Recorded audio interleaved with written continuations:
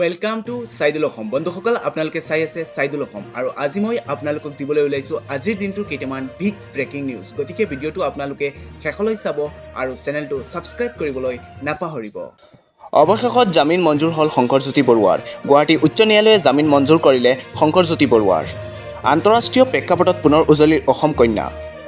ব্ৰিটেনাছ gut টেলেণ্টৰ semi-final ৰাউণ্ডত অসমৰ বনিতা চেত্ৰী। কৰ্মসূত্ৰে বহিৰাজ্যলৈ গৈ সন্তানহীন অসমৰ এজন লোক। ডিব্ৰুগড়ৰ পৰা ৰেলযোগে গৈছিল কেৰেলালৈ। কেৰেলা যোৱাৰ আধা বাটতে নিখোজ ৰোহিণী বৰুৱা। পৰিয়ালক ফোন কৰি দুৰ্বৃত্তৰ কবলত পৰা বুলি কৈছিল লোকজনে। লোকজনৰ মোবাইল কাঢ়ি নি হত্যাৰ বাবুকি দিয়াও বুলি কৈছিল পৰিয়ালৰ লোকক।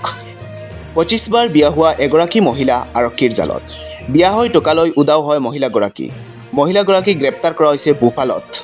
পাকিস্তানৰ হৈ চোৰাংচোৱাগিৰি কৰাৰ তালিকাত এইবাৰ ওলাল গুজৰাটৰ সংযোগ। গুজৰাটৰ ATSে গ্ৰেপ্তাৰ কৰিছে সহদেৱ সিং গোহিল নামৰ এগৰাকী পাকিস্তানী চোৰাংচোৱাক। ভাৰতৰ বহু স্পৰ্শকাতৰ তথ্য যোগান ধৰিছিল ISIক। RJDৰ অধ্যক্ষ লালু যাদৱে পুত্ৰক কৰিলে দলৰ পৰা বহিষ্কাৰ। দায়িত্বহীন ব্যৱহাৰৰ বাবে 6 বছৰৰ বাবে বহিষ্কাৰ কৰিলে পুত্ৰ তেজ প্ৰতাপ যাদৱক। ড্ৰাগছ ব্যৱসায়ত জড়িত থকাৰ অভিযোগত অসম আৰক্ষীৰ কনষ্টেবল আবুল হুছেইনক গ্ৰেপ্তাৰ। শ্ৰীভূমিৰ পাথাৰকান্দিৰ মুণ্ডামল্লাত হেৰইনসহ দুজনক গ্ৰেপ্তাৰ।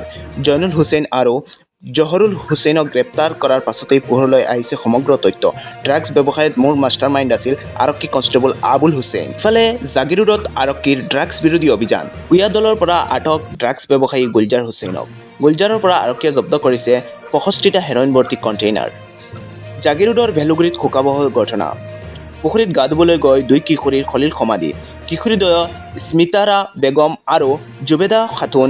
2গৰাকী কিশোৰী আছিল 6ষ্ঠ শ্ৰেণীৰ ছাত্ৰী। গোগামুখৰ মিংমাং বৰালি চাৰিআলিত যোৱা নিশা সংঘটিত হৈছে ভয়ংকৰ অগ্নিকাণ্ড। জুইত সম্পূৰ্ণভাৱে ভস্মীভূত হৈছে 3খনকৈ ব্যৱসায়িক প্ৰতিষ্ঠান। জানিব পৰা নাই অগ্নিকাণ্ডৰ কাৰণ। ইফালে যোৱা নিশা হোজাৰ যোগীজান বজাৰত বিধ্বংসী অগ্নিকাণ্ড। বিদ্যুতিক শ্বৰ্ট চাৰ্কিটৰ ফলত জুইৰ সূত্ৰপাতৰ সন্দেহ। অগ্নিকাণ্ডত দাহ যায় প্ৰায় 10খনকৈ দোকান। ভস্মীভূত হয় 50 লাখ টকাৰ অধিক সামগ্ৰী। বিএনচিং তেল ডিপু কাণ্ডৰ লগত জড়িত আন এজন অভিযুক্ত গ্ৰেপ্তাৰ। গ্ৰেপ্তাৰ আটাচা নেতা প্ৰকাশ কুমাৰ চাহু।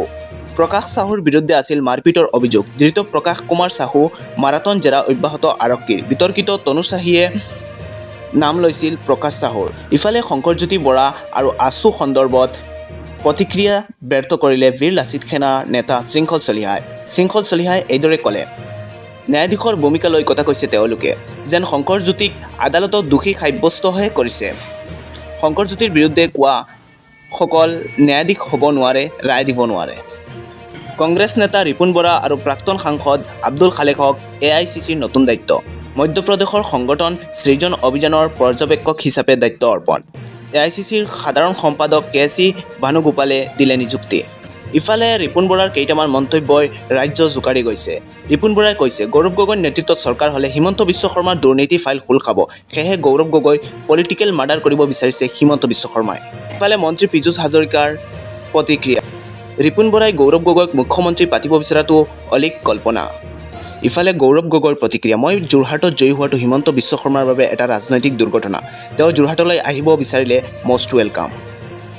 2025 বৰ্ষৰ IPLৰ অন্তিমখন ক্ৰিকেট মেচ খেলি কেপ্টেইন মহেন্দ্ৰ সিং ধোনীৰ প্ৰতিক্ৰিয়া, মই এতিয়াও বিদায় ল'ম বুলি নকওঁ, পুনৰ আহিম বুলিও নকওঁ। তেন্তে বন্ধুসকল, আজিৰ দিনৰ বিগ ব্ৰেকিং নিউজ এইকেইটাই। গতিকে ভাল লাগিলে ভিডিঅ'টো লাইক কৰিব আৰু আমাৰ চেনেলটো ছাবস্ক্ৰাইব কৰিবলৈ নাপাহৰিব। ধন্যবাদ।